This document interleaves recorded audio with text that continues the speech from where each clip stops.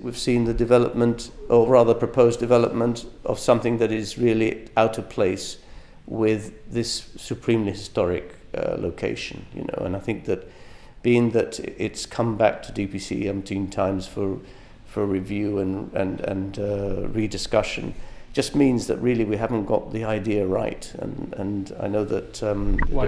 You think it should be kicked into the long grass?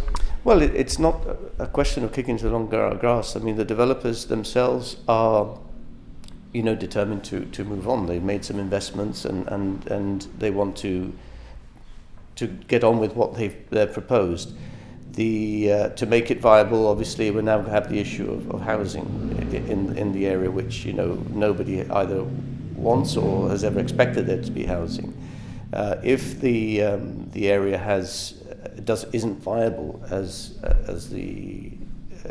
they propose, then the government needs to think again. You know, yes, it may be expensive to restore the mole, but there again, you know, if you're getting developers to do the restoration, these are huge expenses for them. So I don't quite understand that argument that well. But you know, the potential to have, you've got FHQ coming on board now, the old FHQ, which could easily be a museum for maritime history, which, you know, we have so much maritime history to tell.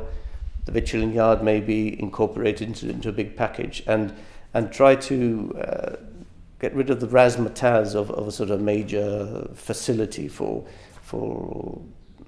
you know, I mean, the locals, we all want you know, a peaceful environment to swim, maybe do some fishing. All these can happen in Rosia without having to add all these extras, which I think are superfluous.